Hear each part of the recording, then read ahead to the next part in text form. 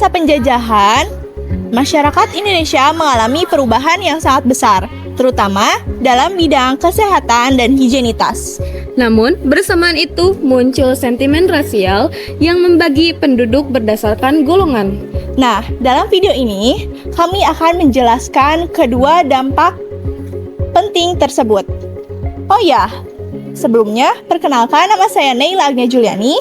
Perkenalkan, nama saya Sana Nurhaliza. Selamat menonton!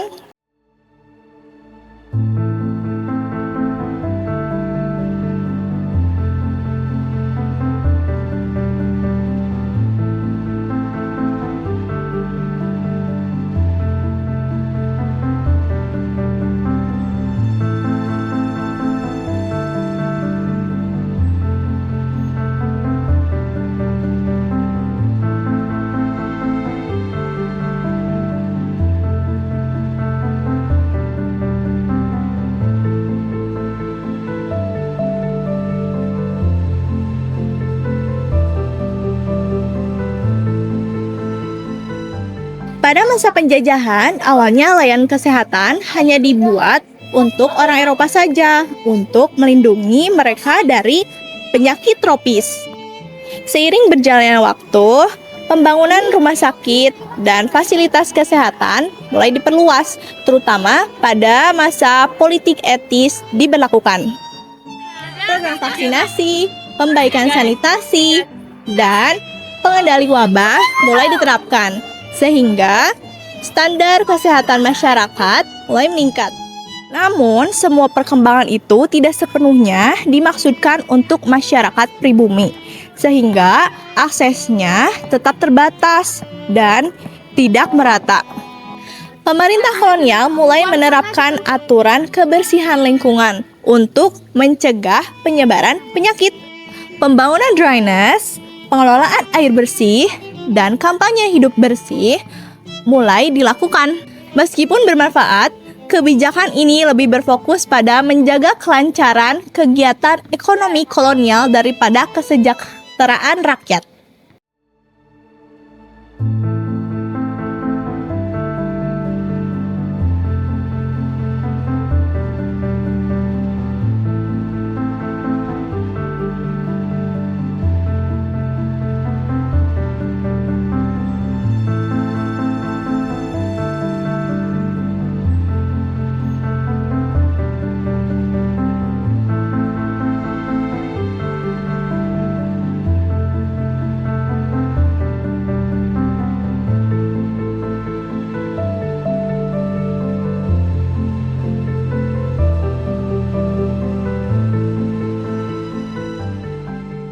Pada masa kolonial Belanda, rasisme diatur secara resmi melalui sistem pemerintahan.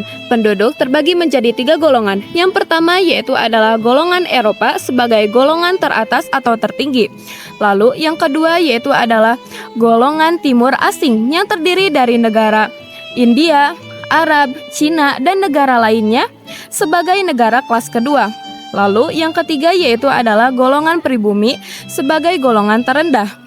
Hal tersebut memunculkan sentimen rasial dan diskriminasi terhadap pribumi. Tahun 1919, orang-orang campuran Eropa pribumi membentuk Indo-European Bond atau IEP untuk menuntut hak hidup yang lebih layak dan menolak perlakuan rasis dari Belanda Totok. Orang Indo sendiri sering merendahkan pribumi dengan sebutan inlander, istilah kasar yang berarti bodoh dan tidak berpendidikan. Golongan Cina juga mengalami perlakuan rasialis, namun secara ekonomi mereka lebih makmur karena hak hidup mereka dilindungi oleh hukum barat. Juga mereka berperan penting sebagai pedagang perantara dan juga pengawas ekonomi kolonial. Sentimen rasial ini menjadi warisan kolonial dan juga harus dihentikan dan tidak dilestarikan. Aspek ini menunjukkan bahwa dampak penjajahan tidak hanya terlihat secara fisik, tetapi juga mempengaruhi cara masyarakat hidup dan berinteraksi. Mungkin hanya itu pemahaman kami yang dapat kami sampaikan. Mohon maaf apabila ada salah dalam penyampaian. Terima kasih sudah menonton. Wassalamualaikum warahmatullahi wabarakatuh.